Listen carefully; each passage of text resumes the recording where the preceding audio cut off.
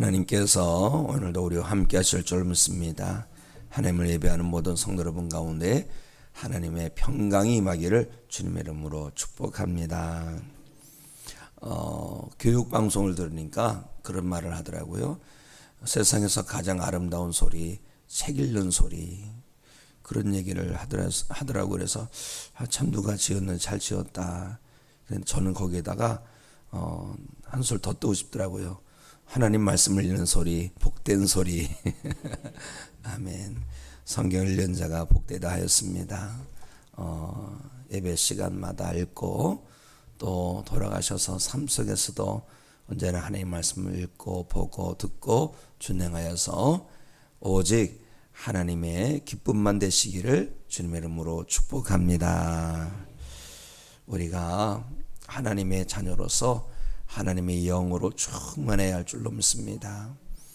우리는 하나님의 영이 우리 가운데 있기 때문에 우리가 하나님의 자녀로 살아갈 수가 있습니다. 그런데 만약에 하나님의 영이 없으면, 그리스도의 영이 없으면 우리는 하나님의 사람도 그리스도의 사람도 될 수가 없는 것입니다. 그러므로 우리는 언제나 성령 충만해야 되겠고 또 성령의 이끄심을 따라 살아가는 하나님의 백성이요 자녀요 그리스도 일꾼이 되어야 할 줄로 믿습니다. 그런데 성령 충만할 때 도대체 성령 충만함이 무엇인가라는 생각이 들 수가 있어요. 일단 성령 충만하면 마음이 뜨거워져요. 뜨겁습니다. 사도행전에 보면 성령님께서 불같이 임하였다는데 불이 뜨거움이잖아요. 그래서 뜨겁습니다. 또 평안도 찾아옵니다. 기쁨이 찾아옵니다. 그런데 그것만이 아닙니다. 정서적으로 감정적으로 뜨겁고 기쁘고 평안하고 이것만이 아닙니다. 우리 안에 예수님으로 충만하게 되는 거예요. 이게 성령 충만입니다. 예수님으로 충만하게 되고 하나님의 은혜로 충만하게 되고 내가 예수님 안에 거하는 것이 됩니다. 예수님께서 내 안에 거하고 내가 예수님 안에 거하고 이것이 성령 충만입니다. 원하고 바랍니다. 우리 모두 성령 충만하여서 예수님으로 충만하고 또 우리가 온전히 예수님 안에 거하여 살아가기를 원합니다. 이렇게 성령 충만하여서 예수님 안에 거하고 예수님이 내 안에 거하는 그런 믿음으로 나아가면 예수님의 부활이 우리의 부활이 될 줄로 믿습니다. 예수님의 승리가 우리의 승리가 되고 예수님의 부활이 우리의 부활이 되는 거예요. 이게 믿는 거예요. 자, 우리 요한복음 11장 26절 말씀 읽습니다. 시작. 예수께서 이르시되 나는 부활이요 생명이니 나를 믿는 자는 죽어도 살겠고 무릇 살아서 나를 믿는 자는 영원히 죽지 아니하리니 이것을 내가 믿느냐. 아멘. 우리가 성령 충만하여서 예수님께서 우리 안에 온전히 임하시고 우리가 예수님 안에 거하면 우리는 부활의 은혜로 영생하게 될 줄로 믿습니다. 부활의 능력이 나의 능력이 되고 부활의 기쁨이 나의 기쁨이 될 줄로 믿습니다.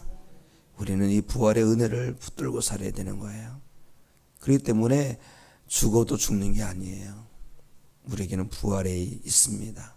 예수님 안에 있기 때문에 부활을 믿고 부활을 기대하고 부활을 우리가 붙들고 어떻게 살아야 될까요? 성령 충만한 가운데 하나님의 자녀로서 예수님의 사람으로서 이 땅에서 소금이 되고 빛이 되어 살아야 할 줄 믿습니다. 그런 성도의 기본적인 모습은 진실하고 신실하고 정직함이지요. 세상은 거짓이 난무합니다. 속임이 난무합니다. 그래도 우리는 어떻게 해야 됩니까? 정직해야 됩니다. 거짓을 말하면 안 되는 것이지요. 성령 충만함이 그런 삶의 모습으로 나와야 할 줄로 믿습니다. 자, 우리 1절 말씀 읽습니다. 1절 시작. 너는 거짓된 풍소를 퍼뜨리지 말며 악인과 연합하여 의증하는 증인이 되지 말며. 아멘. 일상에서 예수 믿음이 나와야 되는 거예요. 일상에서 성령 충만함이 나와야 되는 거예요. 일상에서 부활의 믿음이 나와야 되는 거예요. 우리가 교회 안에서는 정말 믿음이 좋은데 밖에 나가서 믿음 없이 살아가는 것은 하나님을 기쁘시게 하는 믿음이 아닙니다. 하나님을 기쁘시게 하는 믿음은요, 어디서나 하나님의 자녀로 살아가는 것이요, 어디서나 주님과 동행하는 삶이 되어야 할 줄로 믿습니다. 그렇다면 어떻게 할까요? 그렇습니다. 어디서나 진실, 신실, 참된 성도가 되는 거죠. 특별히 우리가 마음의 할례를 받은 성도가 되어야 됩니다. 그리고 입술의 할례를 받은 성도가 되어야 할 줄로 믿습니다. 마음이 할례라는 게 뭐겠어요? 주님께 내어드린 거예요. 세상의 모든 것을 잘라내고 주님께 내어드린 것이 됩니다. 입술도 마찬가지예요.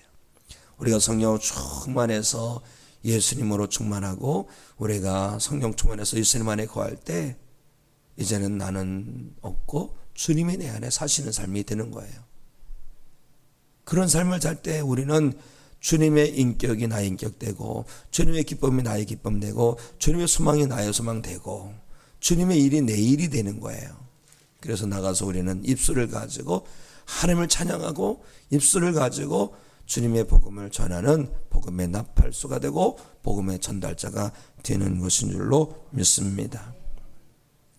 예사야 선지자는 제단 숯불로 입술이 찢어졌지만 우리는 십자가의 보혈로 입술이 닦여져야 할 줄로 믿습니다. 이것이 입술이 할례를 받아야 되는 거예요. 정화되어야 되는 거예요. 살면서 말에 실수가 없으면 정말 좋겠습니다. 그런데 말에 실수가 우리가 있지요. 그런데 어느 날부터인가 말의 실수를 우리는 그냥 넘어갈 때가 많아요. 아니면 말고 우리가 이런 것에 참 주의를 해야 됩니다. 풍설을 버티려면 안 돼요. 그냥 설이더라 이거죠, 설. 우리는 입술로 범죄하지 않기 원합니다. 입술로 하나님을 마음 아파하게 하는 일이 없길 원합니다. 보면 우리 말 한마디가 별거 아닌 것 같지만 어떤 말은 사람을 죽이기도 합니다. 그 마음에 못질을 하는 거예요. 특히 시어머니들이 되시는 분들, 며느리들에게 따뜻한 말을 잘하시기 바랍니다. 주님께 기도하시고 말을 해야 되는 거예요. 왜냐하면 이상하게 우리나라 분위기는, 우리나라 전통적인 이 문화 속에서는 시어머니라면 며느리가 사실은 강한 것 같지만 한없이 약해져요. 사실 시어머니를 존중하는 거거든요. 근데 시어머니는 그냥 괜찮겠지 하고 어떤 말을 할 때 작은 못도 그 안에 박히면 아프죠. 어렸을 적에 가시나무 가지고 자치기 하시나요? 그런 놀이기를 만들 때 가시가 박힙니다. 너무 아파요. 근데 가시 빼보면요, 눈에 보이지도 않는 가시가 박힌 거예요. 그것 때문에 너무 아파하고 때로는 골마서 짜내기도 하고 뭐 그런 겁니다. 작은 말 한마디가 사람을 죽일 수가 있는 것 꼭 기억하시고, 입술이 할례된 성도로서 그런 일을 범치 않도록 오늘도 기도하고 나아가셔서 사랑의 역사만 이루시기 바랍니다. 그리고요, 따뜻한 말 한마디가 넘어진 영혼을 일으켜 세웁니다. 넘어진 영혼을 일으켜 세워요. 사랑의 반대말은 미움이라는 말도 있는데 그렇지 않죠. 무관심이죠. 우리 성도들이 주님의 이름으로 살아갑니다 라고 해놓고 교회 나오지도 않고 또 무슨 일이 있다는데 뭐 관심도 없고 그러면 안 되는 거예요. 우리는 믿음의 한 식구가 되었습니다. 어제 주일에 이런저런 사정으로 못 나오신 분들이 여러 분 계세요. 그럴 때 어떻게 될까요? 내가 주님의 입술이 돼서 그 영혼을 응원해야 됩니다. 격려하고 힘주고 붙들어줘야 됩니다. 오늘 한 2통씩 하시기 바랍니다. 2통씩만. 요즘 전화비가 얼마씩 나와요? 핸드폰 하기 때문에 공중전화에서 안 해봐서 잘 모르겠죠. 뭐 라디오를 들으니까 문자 샵에 와 하면 50원 든다 그랬는데 그것이 문제가 아니겠죠. 따뜻한 말 한마디로 누군가를 잡아주는 것이야말로 우리가 성령 충만한 삶을 살아내는 믿음이 될 줄로 믿습니다. 오늘 내게 주신 입술을 가지고 누군가를 넘어지게 하고 누군가를 아프게 하고 누군가에게 상처를 주는 것이 아니라 그 상처를 싸매주고 또 넘어진 영혼 일으켜주고 낙심한 영혼 붙들어주는 귀한 역사를 이루는 성도 여러분이 되시기를 주님의 이름으로 축복합니다.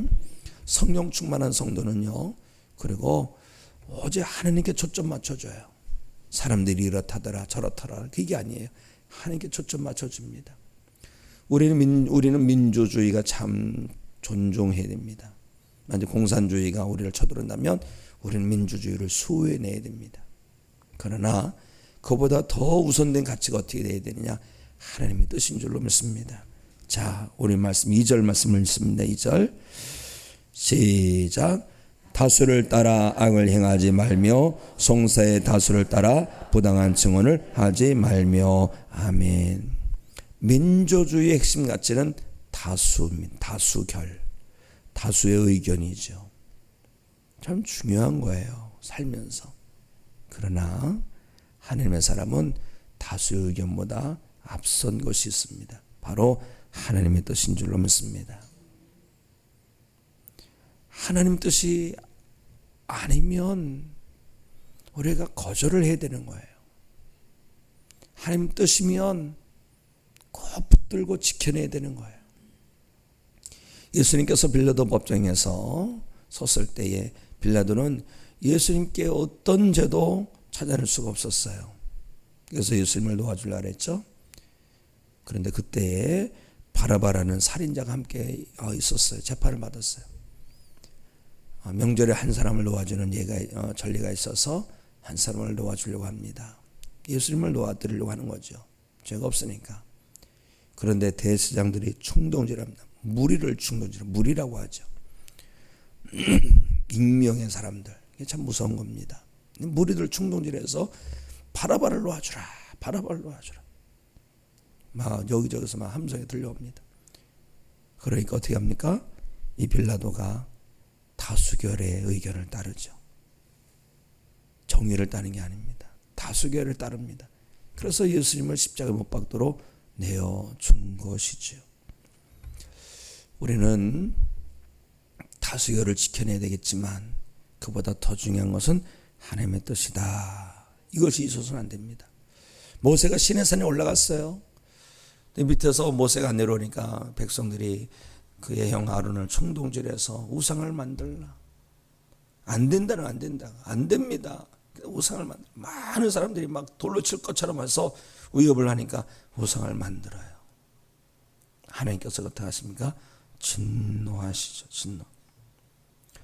다수결의 의견은 참 존중해야 될 것이지만 그보다 먼저 성도는 하나님의 뜻입니다. 하나님의 뜻이죠. 예수님을 따라가는 길이 되어야 되고 성령님을 따라가는 길이 되어야 되고 말씀 붙들고 살아가는 길이 되어야 할 줄로 믿습니다. 그런데요, 진리는 때로는 참 외로워요. 외롭습니다. 그런데 분명히 이걸 알아야 됩니다. 하나님 앞에 서는 건 다수결로 서는 게 아니에요. 내 영혼이 서는 거예요. 내 영혼이. 어린 영혼도 내 한 영혼이 서야 돼요. 어린이도 마찬가지예요. 어른도 마찬가지예요. 목사도 마찬가지예요. 가족도 마찬가지예요. 한 영혼이 쓰는 거예요. 이거를 우리가 안다면 다수결이 문제가 아니라는 거죠.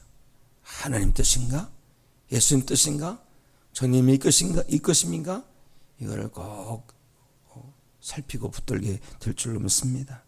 사랑하는 성도 여러분, 세상 사람들에게 좀 어떤 인정보다 하나님 앞에 바르고 온전한 믿음으로서는 성도 여러분이 되시기를 주님의 이름으로 축복합니다.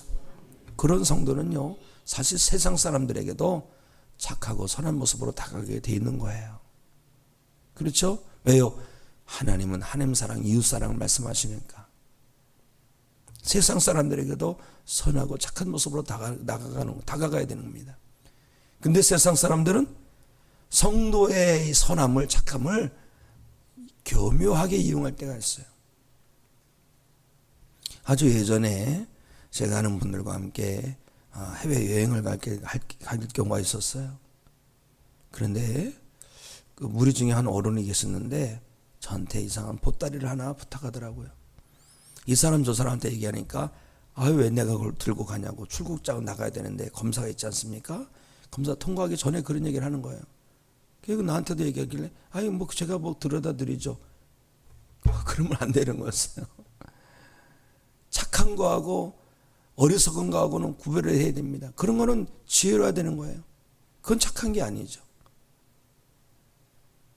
본인이 해야 되는 겁니다. 왜요? 요즘은 그거로 인해서 많은 불법이 자행되고 있어요. 특히 외국에서 우리나라 들어올 때 이거 물건을 들어줄 수 있느냐고. 이게 착한 게 아니에요.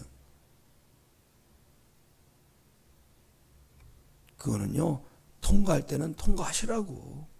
다 통과한 다음에는 내가 들어줄 수 있다. 이게 지혜롭게 해야 되는 겁니다. 그런데 어떤 사람들은 성도들의 착함을 교묘하게 이용해서, 어느 목사님이 저한테 그러더라고요. 이런저런 얘기를 나누는데 어느 날 어느 성도께서 돈을 빌리러 오셨대. 그 목사가 돈이 어디 있습니까? 쓸 데가 한두 군데입니까? 그래가지고 제가 돈을 꿔드리진 않고 제가 드릴 수 있는 만큼 해서 드리겠습니다. 그래서 한 50만 원 이렇게 해서 드렸다는 거죠. 그런데요, 그 다음부터는 전화도 안 받고 기회도 안 오고 막 그런다는 거예요. 어찌된 일인가 좀 수소문해서 알아보라고 했더니 웬일입니까? 여기저기서 다 그렇게 해가지고 다 돈을 꾼 거예요. 그런데 더 기가 막힌 거는 어느 당구장에 나와서 죽 치고 있다는 거죠. 그럼 너무나도 마음 아파하는 거예요.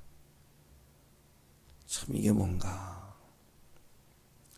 그런 예전에 또 어떤 분은요, 세가족으로 등록해가지고 열심히 세가족 교육 받더니 어느 날 목사님께 긴밀하게 말씀드릴 때 있다는 거예요. 주소를 이곳으로 옮기면 안 됩니까? 네, 그래서 네, 안 됩니다. 그러더니 교회는 안 나와요. 하나님 나라는 바르게 가야 됩니다. 착함으로 살아야 되지만 바르게 가야 되고. 그러나 우리가 마음은 냉랭해지면 절대 안 되는 거예요. 자, 4절 5절 말씀 있습니다. 4절 5절 우리 한번 읽습니다. 시작. 내가 만일 내 원수의 길이 잃은 소나 나귀를 보거든 반드시 그 사람에게로 돌릴지며 내가 만일 너를 미워하는 자의 나귀가 짐을 싣고 엎드러짐을 보거든 그것을 버려두지 말고 그것을 도와 그 짐을 부릴지니라. 아멘. 살면서 미워하는 사람도 있을 수 있어요. 그리고 나를 힘들게 하는 사람이 있을 수 있어요. 그런데요, 뭐라는 겁니까? 원수의 소나 또 나귀가 길을 잃었으면 저거 그 사람 거니까 그 사람 거구나 그러면서 그냥 모른 척하고 지나가지 말라는 거예요.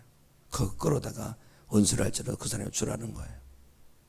또 뭐예요? 나를 미워하는 사람이 나귀를 싣고 가는데 그 짐이 넘어졌어요. 그럼 그걸 좋다, 잘됐다 이게 아니라 얼른 달려가서 그것을 도와주라는 거예요. 아무리 밉고 나를 힘들게 하는 사람일지라도 우리가 하나님의 사람이라는 정체성을 잃어버리면 안 될 줄로 믿습니다. 주님의 마음, 성령께서 붙드시는 내 마음, 이거를 잃어버리면 안 될 줄로 믿습니다. 그런 성도가 머물던 자리에 예수님의 향기가 남는 거예요. 그런 성도가 있는 곳에서 하나님의 영광 드러나는 거예요. 오늘을 하나님의 영광을 위해서 살아가는 성도 되시기 바랍니다. 오늘을 주님의 따뜻한 마음 붙들고 살아내셔서 주님의 기쁨이 되는 날로 승리하시기를 예수님 이름으로 축복합니다. 네, 우리 엄춘심 권사님께서 오늘 무릎 수술을 하십니다. 성도 여러분께서 우리 권사님 수술 잘 되도록 기도해 주시기 바라고요. 우리 조경렬 목사님께서는 많이 오전되셔서 이제 퇴원을 하셨다는 소식을 들렸고요. 수술을 안 해도 될 것 같은데 정확한 건 오늘 의사분을 만나본다고 해요. 그래도 더 건강함을 위해서 기도해 주시기 바랍니다. 기도하겠습니다.